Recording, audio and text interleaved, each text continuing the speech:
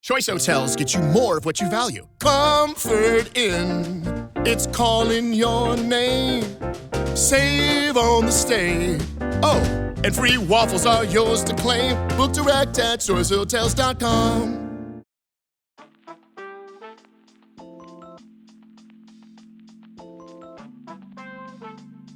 Hey everyone, it's Meredith. Welcome to the Afternoon Snack Podcast.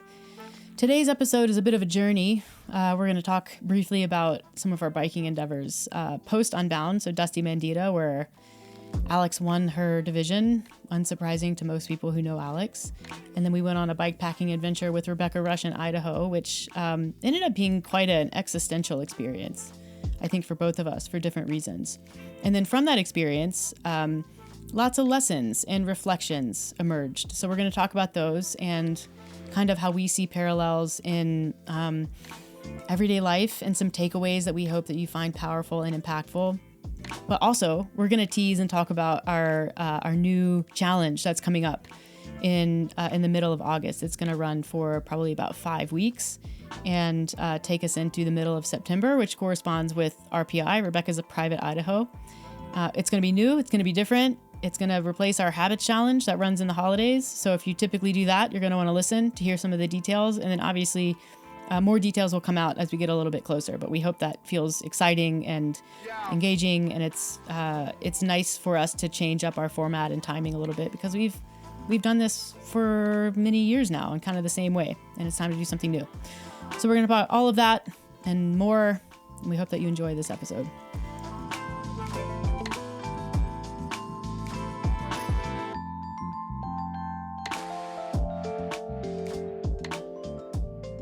Okay, this is our second bike recap, although this is going to be less of a race recap than the Unbound episode was. And what I want to start with is something that I find super ironic and totally unsurprising, and that is that you, Alex, won a gravel race. I did. First place on the podium with the champagne, spraying it all over the place. I think it's important to note that I wasn't racing against you. I opted for a shorter version of the race. Yeah. There were two categories, Yeah. 45-mile race and an 85-mile race, and I did the 45. So we did, the weekend after Unbound, we did what we did last year, which is raced in, we went to Evander, Montana, and raced in the Dusty Bandita, which is a women's plus only race for women and women identifying individuals. And it's a sick race. And I mean that, like, first of all, it's epic to race with only women. And then also this course is outrageous. Like, it's not watered down. There's tons of climbing on it. It's beautiful. It's hard. But yeah, I did the 85-mile distance, which is what I did last year. You raced the 85 last year, but you opted for the half distance, the short distance this year. How come? Well, two reasons. I biked less this spring because I was focusing more on the marathon than I ever have. Before you were still kind of doing half Ironman. So you were doing lots of biking. Yeah. And then the second reason was because my knee was kind of buggered up still from after the marathon. So I thought, I'll just do the shorter version and have more fun rather than get to 50 miles on the 85 and just have to struggle through and be in pain. Yeah. Because I'm not used to being on the bike for 5.5 hours or 6 hours. Was it fun? It was a great distance. Yeah. I think it took me 2.5, which is a nice bike ride. Mm-hmm. It's like beyond that, it starts to become hard because of the duration. Yeah. It was funny because I finished the 85 and I was like, how did it go? And you were like, good, I won. And I was like, yeah, obviously. Of course you did. Which, I mean, I don't mean that in like a sarcastic way. It was unsurprising just because you do bring a lot of fitness and it was like a sweet spot distance for you. Yeah. And there was quite a bit of climbing, which is good for me. And then I've gotten so much better at the descent. Plus, I upgraded my bike. Oh, yeah, you did. Not like the whole bike. No, I have the same bike, but I bought a little fork for it. Like a suspension fork. Which is huge. Rock Shocks. It's a Rock Shocks Rudy. Mm-hmm. And so gravel biking is rough because you have no suspension and you're riding on gravel. And like sometimes it's really craggy and bumpy and... Yeah, and sometimes you're on single track where you would normally have a suspension bike. And so I put this fork on and it changes a lot. Yeah. It keeps your tire from like bouncing around. So it's a little bit easier to steer. You don't feel as like, I don't know, like it makes sketchy the bike, on the way down. It makes it way more compliant. Yeah. And then more importantly than that, it doesn't hurt my body to be on the mountain or the gravel bike for that long. It's amazing how much just a little bit of suspension helps everything. Like my wrists used to get sore just because I don't do it a lot. Mm-hmm. My neck would be so painful. Like to the point where the straps from my bibs digging into my traps would start to bother me. Yeah. That's how just like tight everything felt. Yeah. And it would like seize up. Like if I bent my neck down to stretch it, it would seize. Yeah. While on the bike. So that's gone. I knew because I ran a suspension fork some last year on my my previous gravel bike, and I was like, it's gonna like fix your neck, or you're just not gonna have the issues that you have, because it takes a long time to condition your body to take the beating that comes from gravel, and if you don't put the time in on the bike, you can't condition for it. But most of my training is on the mountain bike. That's because it's way more fun. And so I'll enter in RPI and do a 100-mile race at the end of the bike season. I have the legs for it, but I'm not used to not having suspension and the position. The position's hard. So I'm pretty stoked. Yeah. Worth every penny. And the forks, it's so funny because like on paper, it's heavier obviously than a rigid carbon fork. And so I think if you're coming from like a road background or kind of a weight weenie, you're like, oh, it's going to slow it down. But anything that keeps your tires in contact with the ground is good. That is going to increase your traction. And then it's always like the fastest bike is the bike that you will ride the best. So even if it's a little bit heavier, if it increases your confidence and it makes you more comfortable, then the heavier bike will become the faster bike. Yes. And I love that it's the same with, mountain bikes too. And definitely gravel, you run into this with tire selection as well. The fastest tires are only the fastest tires if the rider can ride the tires like they're supposed to be ridden. And then if not, then maybe the grippier, theoretically slower tires would be the faster tires for that person. Yeah. Because they're going to increase confidence, increase traction. You're not going to like brake as aggressively. You descend with more confidence. And it applies to basically everything with gravel biking. It even applies to running, because if you think about a carbon plated shoe, on paper, a faster shoe, more feedback. But if you're somebody who has finicky feet or finicky calves and everything's seizing up, you're going to run faster in a more comfortable, slower shoe than you will be if you're messed up from wearing a carbon plated shoe. It's really the exact same. Yeah, which I guess is a good reminder for everybody that, the marketing behind some of these products is great and they all serve a purpose, but you have to figure out what's best for you. And that's like, shoes with running, clothes, sports bras, bikes, definitely. So like, take the time to do your research, of course, but don't buy something just because it's the fastest on paper if it may not be the fastest for you or the best fitting bike for you. Yeah. Sports bras is a whole other rabbit hole. Oh, I know. We could have a whole podcast on sports bras. On how impossible it is to find ones that work for you. There's a reason why right now sitting here, I'm wearing a I don't know, what year is it? 2026? I'm wearing a 12-year-old sports bra right now. Yeah, all of mine. I can smell it. Yeah.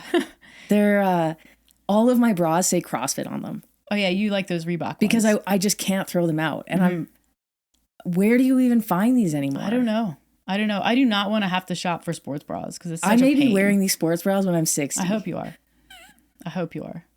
Never change. Never throw them away.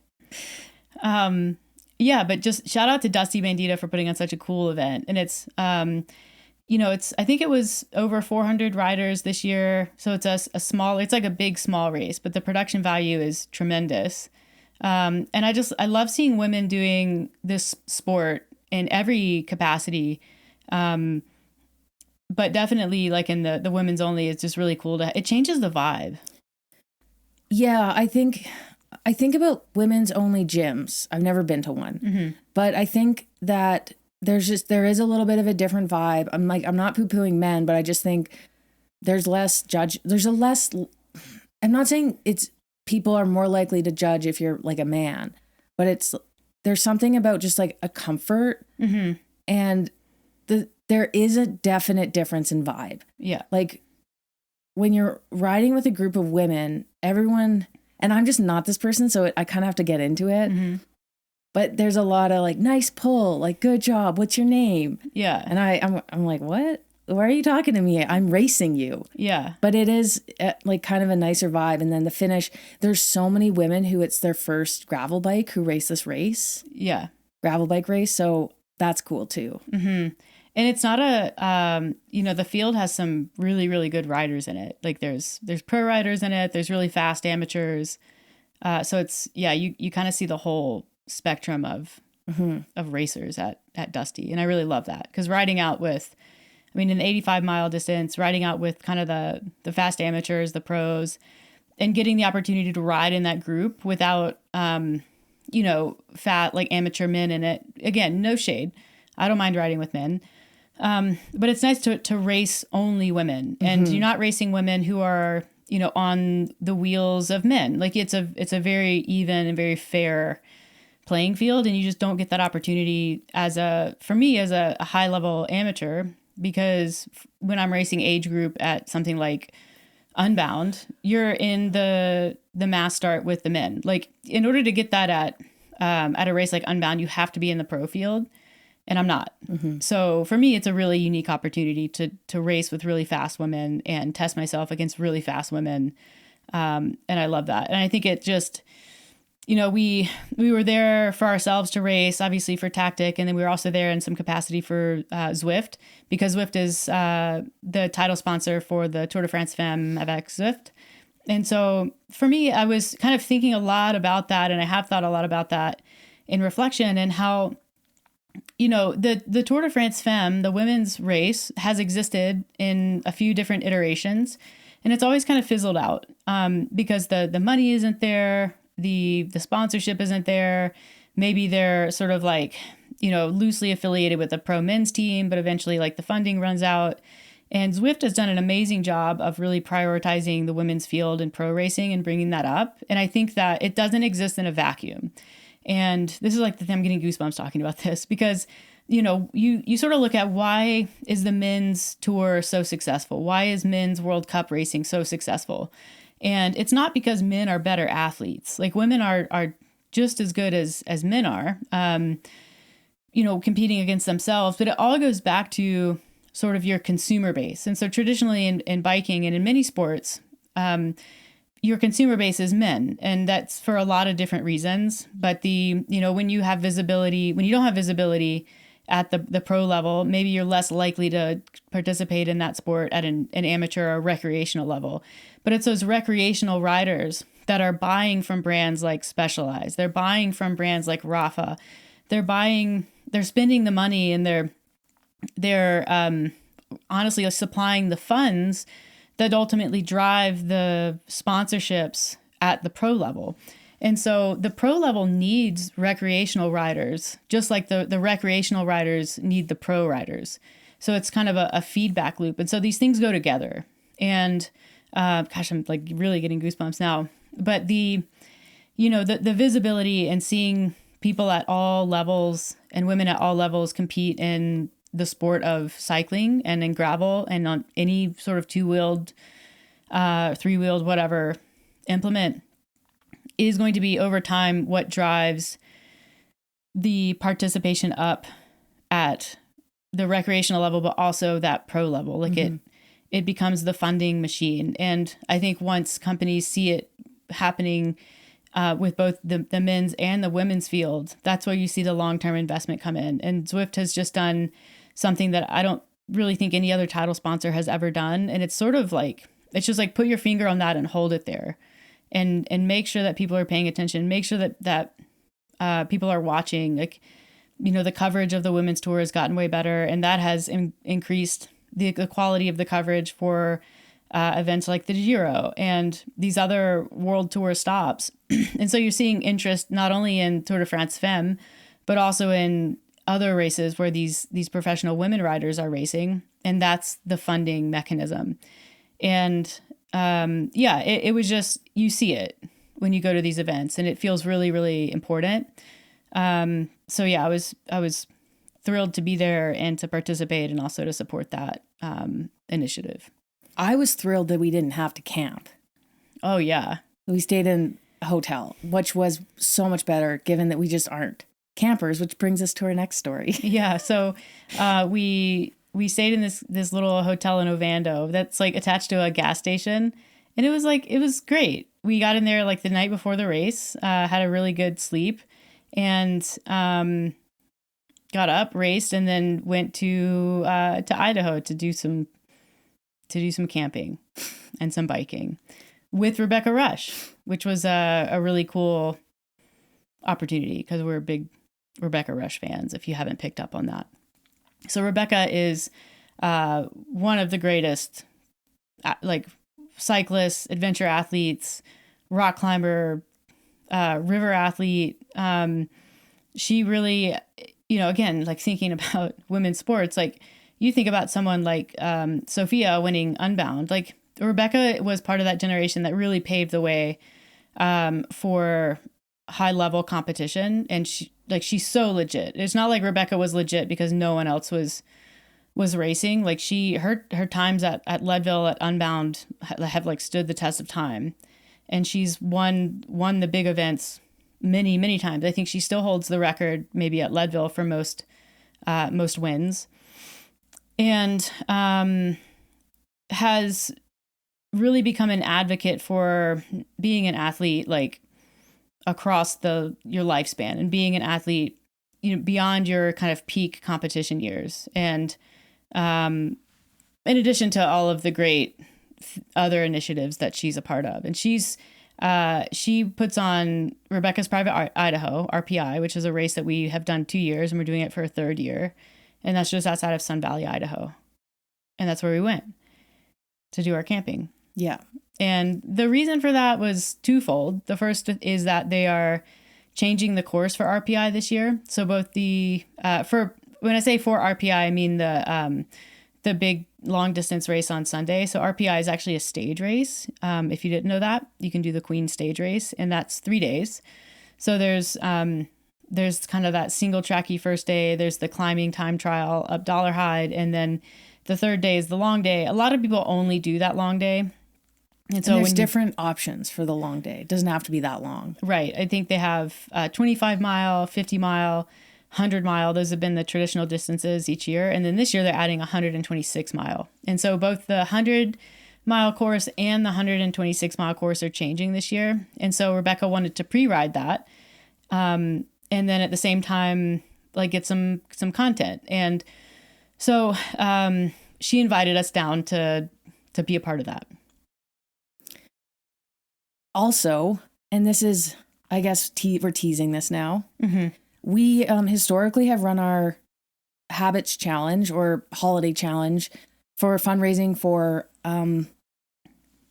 historically we fundraised for the Looking Out Foundation, which is Brandy Carlisle's foundation, and they donate and help support different charities and foundations in need, including like LGBTQ, also people who need help immediately because of like environmental disasters and things like that. And so it's a really good initiative to donate to because it's widespread. But this year we kind of wanted to make a little bit of a change. And I think this pony's piggybacks. I was like pony. It piggybacks well onto what you were just saying about women in sport and women in biking. What Rebecca's foundation does, and it's called the Be Good Foundation, is it supports young girls in biking. Yeah. And there'll be a lot more information on this, but to speak without going into too much detail, we're going to partner with them for our holiday challenge. But this time it's not going to be a holiday challenge. It's going to be a summer challenge. It's going to be a month long. It kicks off in the middle of August. It's going to go for a month, as it typically does. And it's going to culminate in the middle of September, which corresponds with the dates of Rebecca's Private Idaho gravel race. So at the end of the gravel race, we're going to throw a party for the finishers of the gravel race and for the people who donated to the challenge and participated in it. So it's going to be like a combined remote challenge like it's been different time of year, which is a great time of year because we want to encourage people to get outside, to take their fitness outside, to move. But there's also going to be an in-person component, which is really exciting. Mm-hmm. And then pairing with Rebecca and Era, who are, you know, the people who are running the Be Good Foundation, there's just going to be a lot more involvement and a lot more partnership in fundraising and designing the challenge. So we're so excited about that. Yeah. And so the impetus was having a hard look at where our fundraising efforts are going. And Looking Out Foundation is great for all of the reasons that you said. Like, they're very nimble with their funding. They're quick. They align with our interests and community that they serve. But, you know, we kind of look at if we have a friend who has a foundation who's doing equally important work in an area that we directly align with, especially with them launching their girls mentorship program this summer, which is really just it is designed to get more women on bikes at a younger age and sort of really like empower learning and education. And this is just riding bikes, like certainly like riding bikes, but also, you know, they're running a mechanics mentorship program. They're running a creative program. And so the timing worked really well. And that's why we approached Rebecca with this idea of becoming our beneficiary for fundraising. Since we don't have a foundation, we rely on organizations that already exist, and they do such good work with the marketing side of things and the content, and they're just going to help us out a lot with increasing our fundraising capacity, with increasing our reach. And it just feels really good to support someone who we have a personal relationship with in an area that also matters a lot. And shifting it into the summer was an idea that we had to make it a bit more accessible. You know, people are busy all the time. People are really busy around the holidays.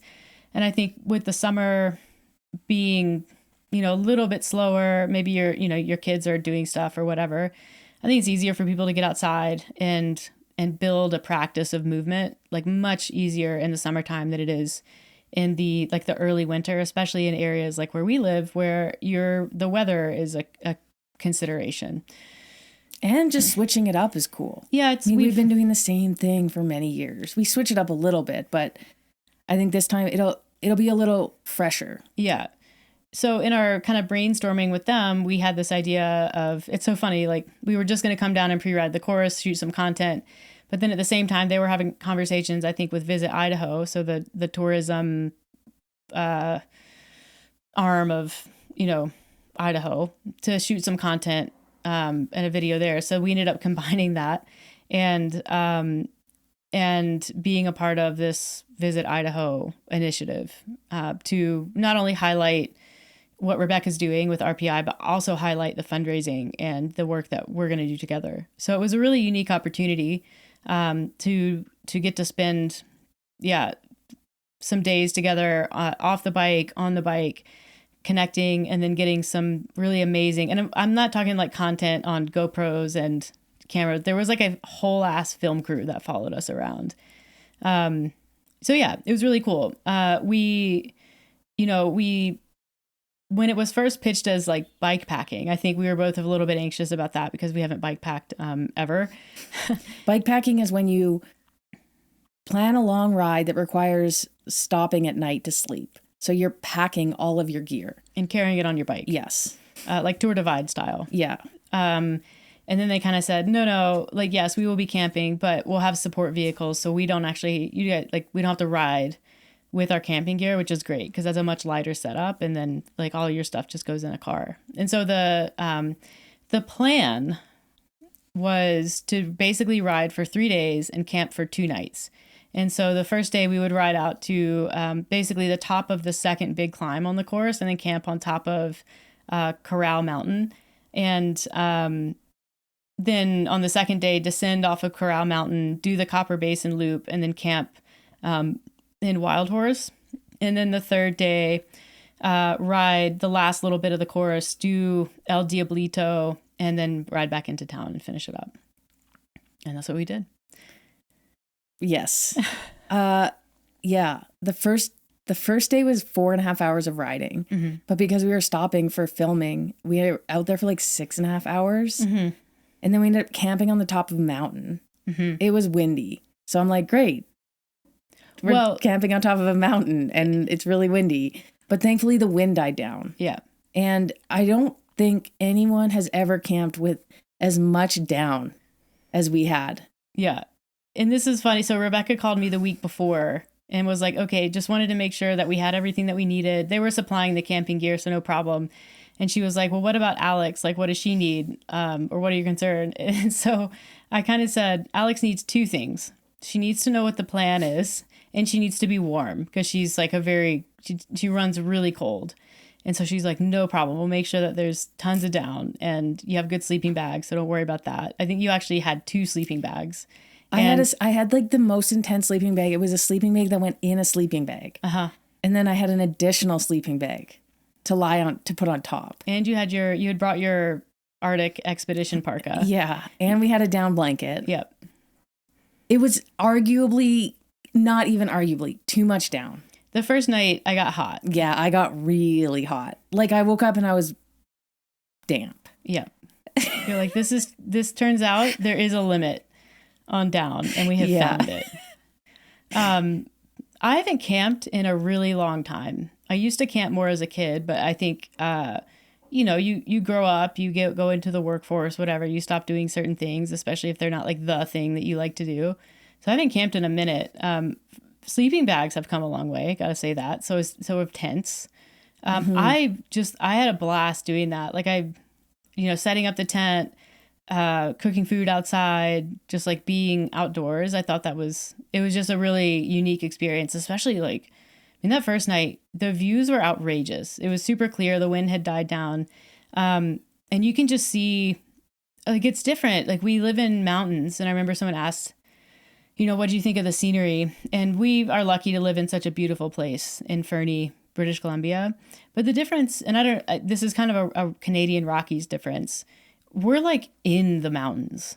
Like you get views, but you're very much like you're in a valley. When you're in the mountains, you're kind of like, you're so in them that you can't see them unless you're way up high. Mm-hmm. And this, you see so much more of the landscape. So it was beautiful, which is not to say that where we live isn't beautiful. It's just very different.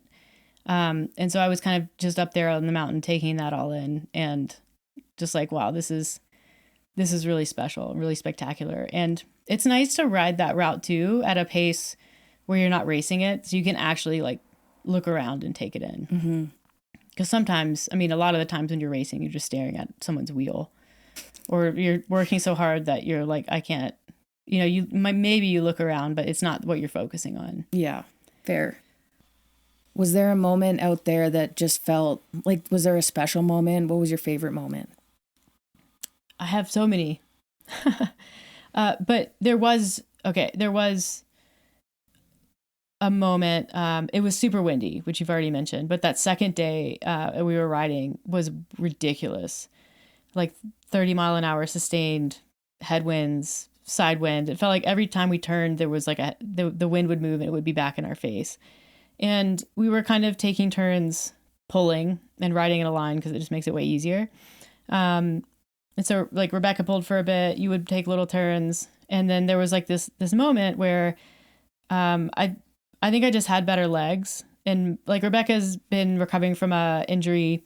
You haven't been on the bike a ton and you had that knee thing. And so I was on the front thinking kind of, I have all this fitness from training for Unbound, basically. I have good legs. So I'll just sit on the front because the wind isn't bothering me. And it was probably like 10 or more miles where I was like pulling you guys through the wind. And I was thinking like Rebecca Rusch is literally on my wheel. Like I'm pulling her through this. And that was this really sort of like, it was just this big moment for me where, I kind of found myself asking like, how am I here? How am I doing this? Like of all the people in the world, like it's me.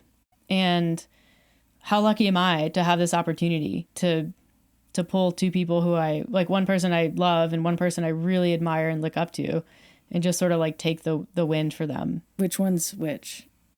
I'll just let you decide. Maybe they're both the same.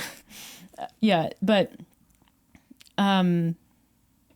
it was just, it's not even a full circle moment because I'm still making a circle, but it was just this really like magnificent moment. And I started thinking about, this is the power of saying yes to opportunities. And it reminded me of this talk that Yuri Oswald gave down in Arizona on that, which is like, it's kind of amazing what happens when you say yes. And that doesn't mean that it's always going to turn into like amazing outcomes when you say yes, but you don't get opportunities unless you say yes. If you avoid them, you're like, oh no, like that's not for me. You never know, you never learn, and you never get the opportunity to have these like truly magic moments. And yeah, it's just the power of leaning into the discomfort and dealing with that imposter syndrome that might come up of not being the best biker on the planet. It's like, why am I here? I don't know. So why are you here? I think I try to just be a really like, I think we do important work. I think we inspire people. I think that is recognized, and it's there's more value placed on it than I sometimes realize. And I think we bridge the gap between like elite and like normal people, amateurs, recreational. I think we're approachable from both directions, which is really unusual. And I just try to be an authentic and a genuine person, and I think you do too. And that's where our connection with people comes from. And that's why we were offered the opportunity. That's why we're offered a lot of opportunities. And so I have to remember that doesn't come from nothing. It comes from work that we've done as athletes, as business owners, as people on the internet. And there's kind of like, yes, I do belong here. This is where I belong. And there's a discomfort that comes in with that, because there's part of me that feels really like egocentric to say. I don't know. No, it honestly is refreshing to hear you say that. What part? That we belong. And there's a reason why we're here. Here as in like in that moment here in Idaho riding with Rebecca Rusch. Mm-hmm. There is a reason. And it's nice to, I think we're so, especially women are so used to being like, I don't know why I'm here. Like imposter syndrome. What did I do to deserve this? Like, did I just get lucky? Like, no. And it's nice to hear you say, we do important work, we work really hard, and we're genuine people, and that's how we get invited. Yeah. And there's a lot of people out there doing important work, and I think part of the like power that you have is you just like, you nurture relationships really well. Not in a like selfish way. It's like, it's very genuine. But you do a really good job of making people feel special. And yeah, and I think like you can relate to people who are elite like Rebecca, but also people who are non-elite, like a lot of our community. Mm-hmm. Yeah. I don't know how you do it. It's like even the bike shop, like everyone knows us in town. Yeah. And not just like knows us, like we have everyone's number. Yeah. And I don't think that happens just by like virtue of living in the same town as somebody. You build relationships, and you're really good at that. Yeah. And I always try to give back at least what I get. Mm-hmm. And I think because I've gotten so much in life, I feel compelled to give a lot back. And it reminds me of the podcast that we recorded with Deb Armstrong, where she kind of reflected on giving people time, and even in like interactions with people on the street or fans or whatever, giving them an extra couple of minutes of your time to ask where they're from, what's your name, what are you doing here? Oh, you have a border collie too? Like, tell me about that. Whatever it is, like you work to find these common grounds with people who maybe on the surface, it doesn't look like they have anything in common with you, but it's like, I'm like, that's why we're here, right? As human beings, like that's our nature is to connect and to love one another and to be social. And if I can make someone feel that on some level, that's usually what I'm going for. Yeah. And I think that's a really good point to keep in mind if you're someone who's listening to this and is like, I'm from Canada. Why would I donate to a U.S. foundation, especially one in a red state, and this and that. If you're getting political, like, try not to. Yeah. Like, try to focus on what's happening, like, in a smaller umbrella, Right. in a smaller world where there are people doing good, like these young girls who are benefiting from these mentorships who wouldn't otherwise play sports or be on bikes. Like, think about them. Who cares if they're in a red state? Like, they didn't choose that. No. And they also don't limit it to people from Idaho or even from the U.S. Right. Like, and that was part of our, like, I mean, I did want to know that. And it's a foundation, like, their foundation does work around the world. Mm-hmm. And that was the same with Brandy's foundation. Like, it's not limited to one area. And, you know, when we're talking about increasing our impact and how we can give back, looking for organizations that have a really vast reach and a global community that they serve is hugely important. And there's that kind of like initial reaction that a lot of people have, because that's just the world that we live in right now, especially with social media and everything going on in the US, which is hugely problematic. The knee-jerk reaction is to be like, well, why this foundation? Why not a Canadian foundation? You know, why are you going to the US? Mm-hmm. Why are you going to Idaho? Have a little curiosity. Like, the number of people who have said that to me online, like, or replied to Tactic and are like, why would you go to the US? And I'm like, well, I am an American. I am not a Canadian citizen. My family lives in the US. My friends live in the US. A lot of our community is in the US. A lot of really great people are in the US. But if you're like, nope, if you don't say yes to that, if you just say no and that's your default, you miss out on opportunities to connect and to give back and to make the world a better place by, like, stepping into areas and spaces that maybe you do have an initial aversion to. And I'm not saying, like, hey, you should go to the US and, like, not be worried about that. That's not at all what I'm saying. Like, we make choices, and people online are not privy to all of those choices, but it's like, you know, make good assumptions about us, because I try to go through life making the best assumptions that I can about other people. And that's a way better way to connect with people than, you know, why do you live in Idaho? Mm-hmm. You know, I mean, and we know through talking with Rebecca that she struggles with that. Mm-hmm. Like, she's like, you know, how do we move to Canada? And but there's a lot of logistics behind picking up and moving. And so anyways, I think negative assumptions are the antithesis to curiosity and to connection. Yeah. Like, for example, I know I don't like camping. But I still said yes. Mm-hmm. I was still curious, and I kept a positive attitude for an experience like this, knowing that I was probably going to gain some value and have great experiences. And there is like an element of giving back. Being a part of this does mean that, like, it helps our what we're doing for our charity why can't I talk? Our fundraiser? Yeah, what we're doing for our fundraiser. Mm-hmm. There had to be a curiosity there. There had to be a curiosity of, like, backpacking and just not thinking about all the negative parts that I know I wouldn't like not being able to shower and having to dig a hole to poop in. If I can even conjure up a poop, knowing I have to dig a hole and poop in it. The number of times I dug a hole and then my body was like, nope. I'm like, well, if you guys want to go find my holes, they're perfect. They are unoccupied. Yeah. So have at it.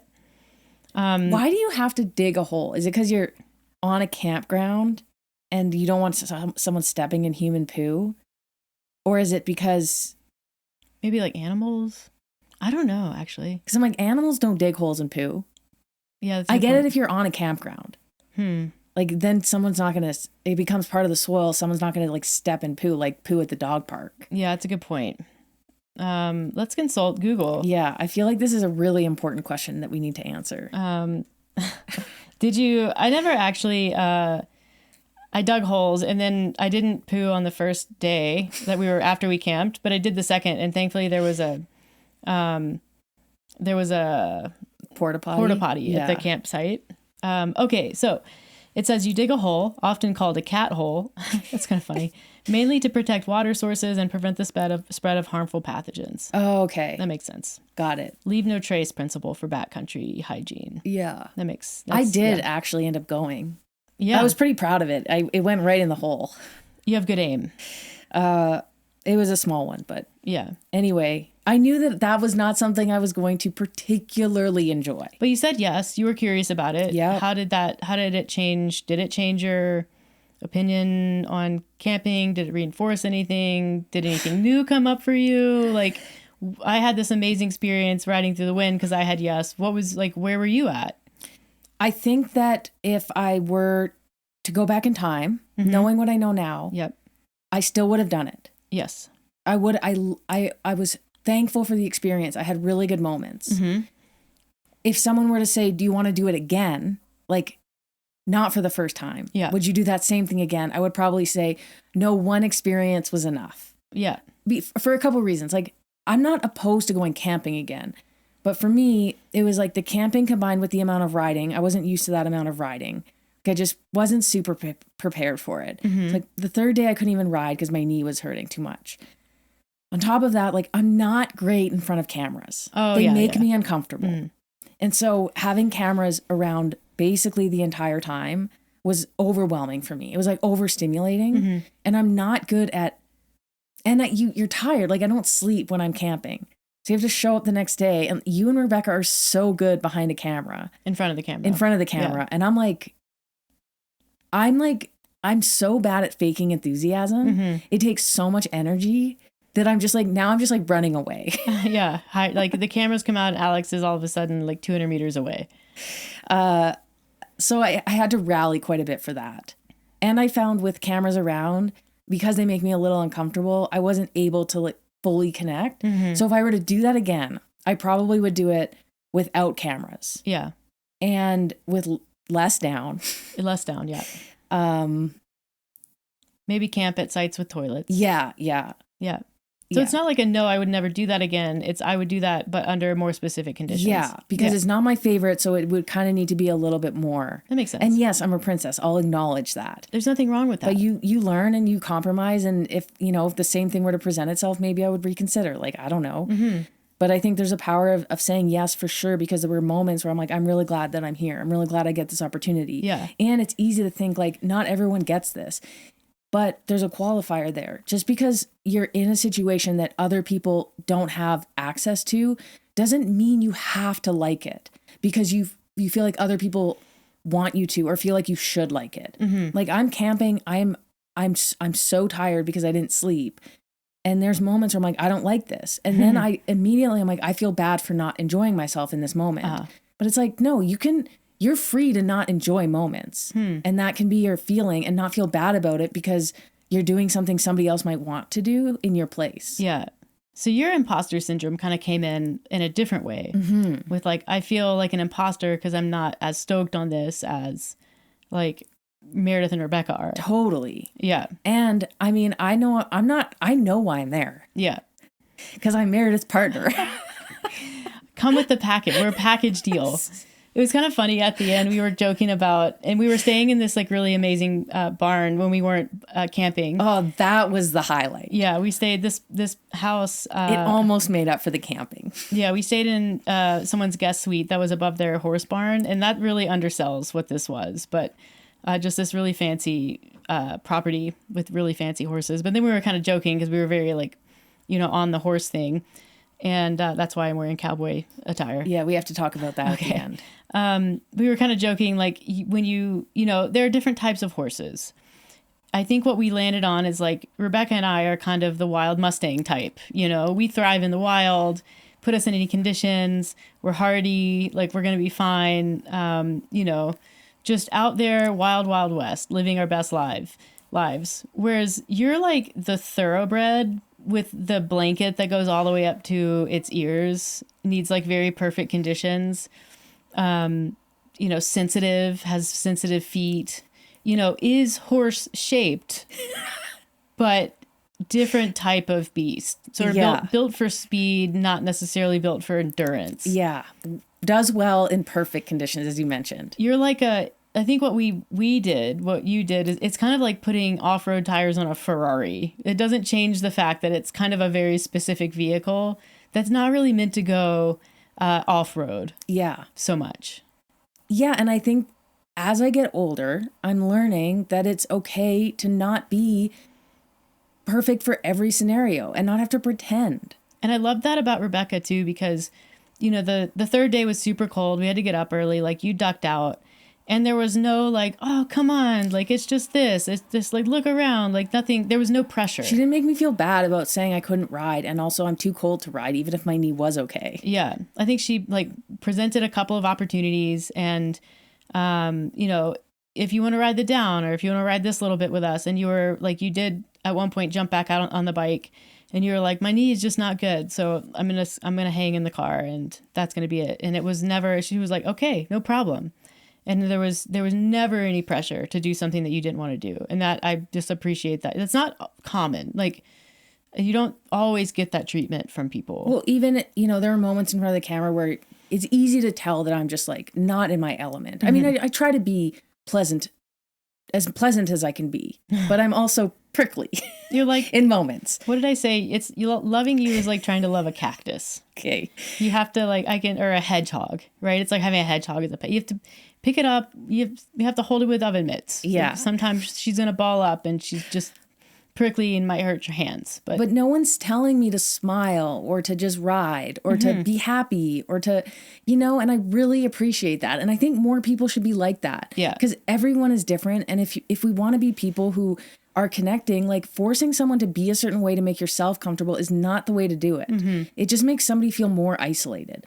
Yeah. And I hand it to both you and Rebecca, everyone out there that's like, we know this is not Alex's thing. Yeah. And she's doing her best. Yeah. And there was an acceptance there, and that made me feel really good.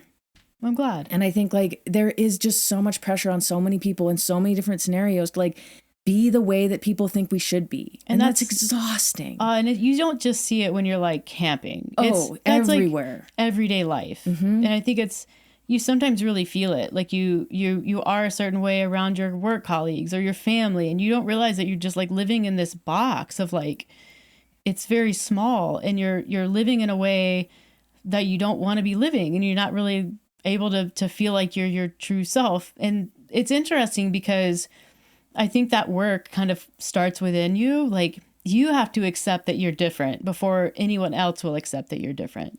You know what I mean? Yeah. So it's accept, say yes, absolutely. Also, it comes with the package that you then also get to say no. Like, you get to say yes and no. Like, there's also power in saying no and knowing when that is the right thing for you. Yeah. Yeah. I think it's funny, as I kind of grow more into myself and learn more about myself and get older, I'm noticing that, you know, people know you. People know when you're pretending for the most part.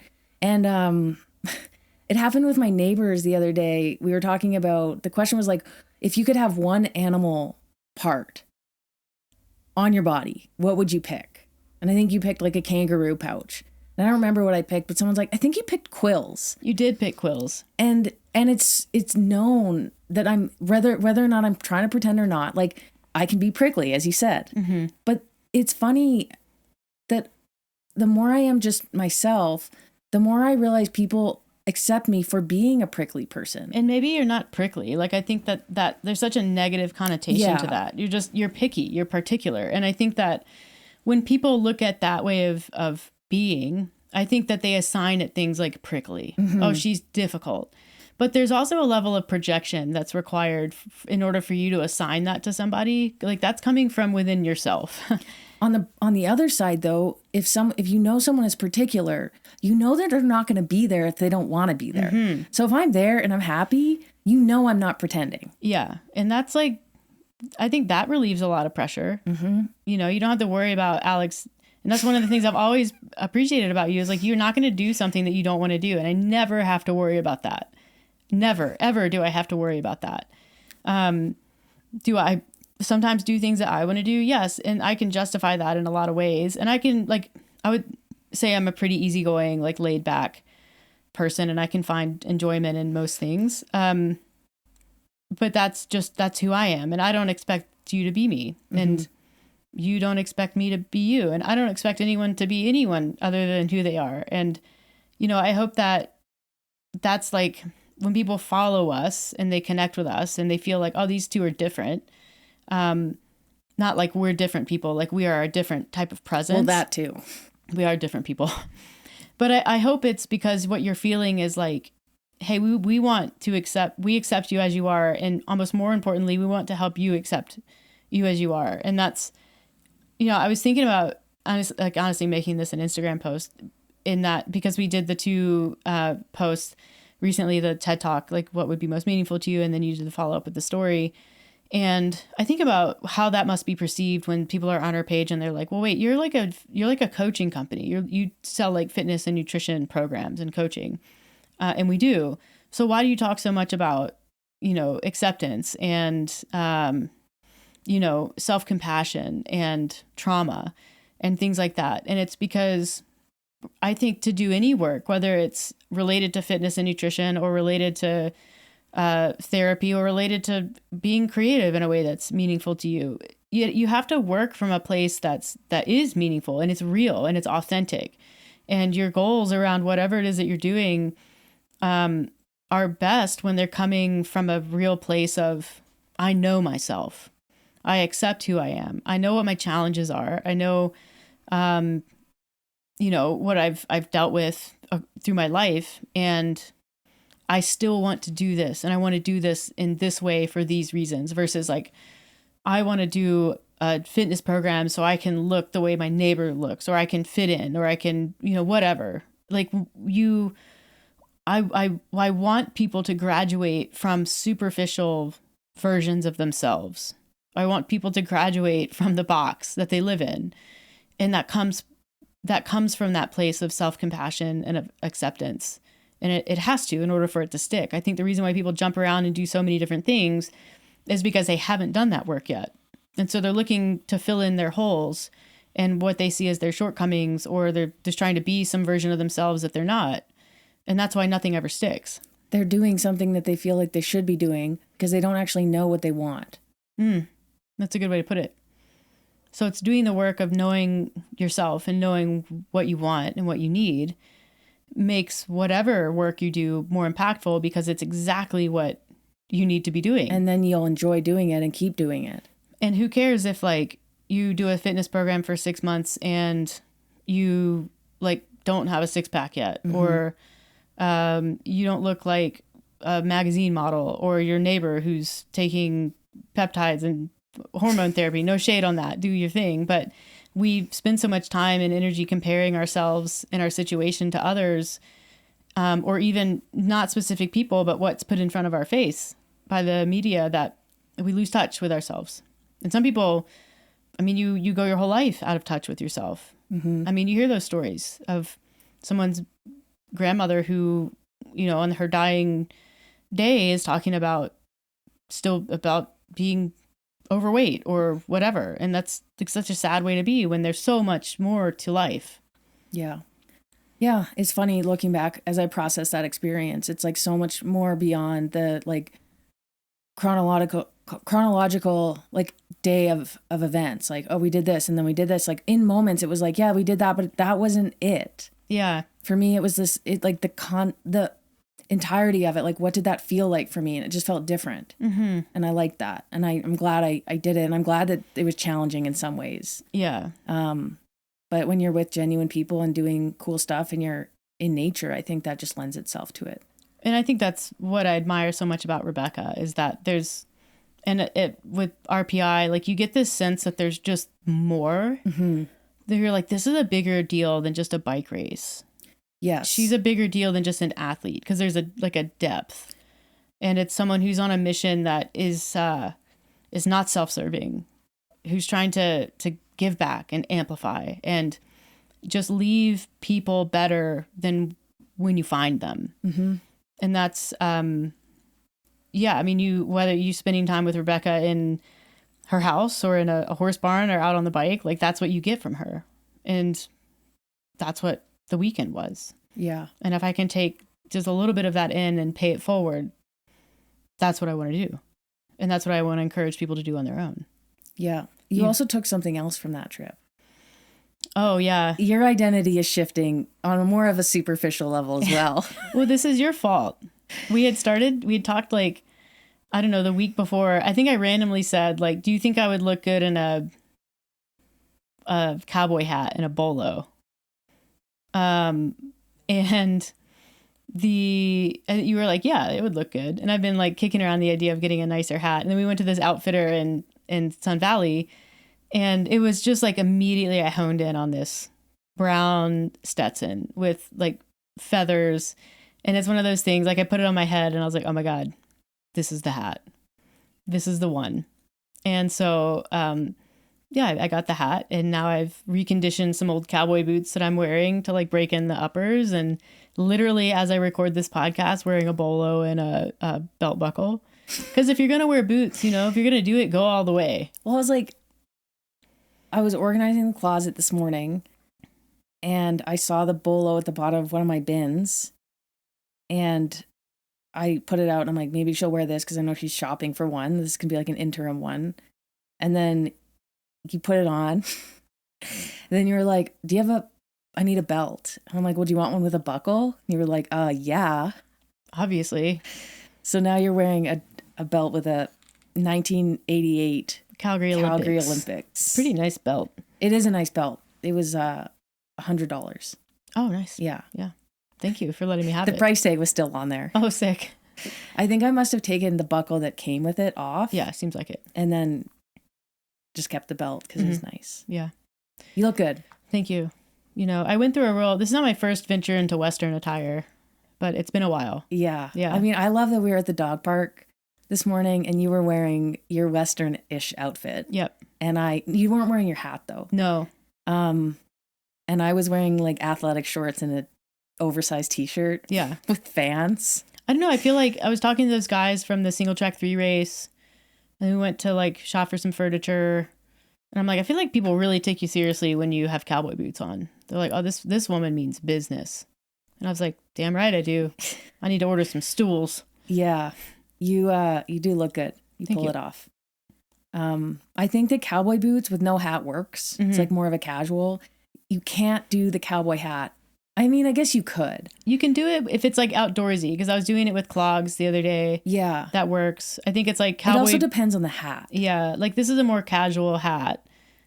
But like cowboy hat with athletic attire is a no. Yeah. And I don't think you can have a cowboy hat, cowboy attire, and runners. Right. That's also, for me, not really a thing. No. Although, like, wear what you want to wear. Right. I like, just be wouldn't. comfortable. Yeah. Right. Be practical. Yeah. If you got to wear runners, you got to wear runners. Maybe get if you brown have ones. to walk a long way, probably don't wear the cowboy boots you wear one time per year. I mean, your aunt is a literal rancher, like a large animal veterinarian, and she ranches in Hokas. Yeah. So like fair, total it's also, fair point. If you're an actual rancher, wear whatever you want. Like you're actually doing it. But for us who pretend, yeah, be strategic. Does the fact that we're watching Dutton Ranch, is that influencing you? Yes, we Who are back you channeling? On Rip. You are. Yeah, well, you said I was like Rip. You are. Yeah. I said that you were a combination of Rip from Dutton Ranch / Yellowstone and Derek from Grey's Anatomy. Why? Well, Derek is married to Meredith, and Meredith in the show is a little bit crazy. Mm-hmm. She's got issues that she works through in the earlier seasons. And especially with like attachment. Mm. And Derek was just like, except for the part when he went back to his ex-wife, who's, I don't blame him. Hot. He's just like there, and he like accepts Meredith for who she is and her craziness. Mm-hmm. And he never really like gives up on her. Mm. And I'm like, that's my Meredith. Mm-hmm. But Rip, because you're just like the most competent person. Mm. Not necessarily in like a rancher way, but in like our life, seen me I'm ranch. like, if Meredith is there, it's going to be okay. Oh yeah. Where I feel like Beth feels that about Rip. Like I'm with Rip, he's going to be fine. I don't have to worry about him. He's going to take care of it. Yeah. Which he always does. Yeah. And you always do. Thank you. I try to. Yeah. So I'm like, and then I'm like a mix of Beth and Meredith. Mm-hmm. That's accurate. Yeah, I would say that's pretty accurate. What did he say? He say in the show to Beth the other day, like something like I've been difficult or something. And he was like, Beth, you still are. Yeah. That hasn't changed. They're good. They make it. It's both of those couples are. It's a good dynamic. It is. They're going strong. Beth needs Rip. Yeah. He stabilizes. He's like, I got this. Mm-hmm. Everything's gonna be fine. I will kill the animal. Yeah. You don't need to do the hard things. I'll do it. Yeah. They will stay. I never yell, whoa, whoa, whoa, whoa, whoa. I'm like, be calm. Yeah. Be the rock. Yeah. What's the takeaway here? What are we leaving people with? Be you and say yes. Be you. Say yes and no to whatever you want. Yeah. Find yourself. Find what you like. Find what you don't like. Step out of your box. And sign up for our challenge and RPI. Yeah. The challenge is going to be great. Mm-hmm. It's going to be different. It's going to be really fun. And then, if you can get out to Sun Valley, Idaho, you don't even have to bring a bike. You don't have to ride. We hope you will. But we're going to have a really cool wrap-up party there where we celebrate our first successful co-fundraising endeavor and kick off a relationship that will likely be long-standing. What a summer we're having. No complaints. No complaints. All right, guys. Well, we appreciate you listening as always. Make sure you like, subscribe, and share this episode. And we will catch you on the next one.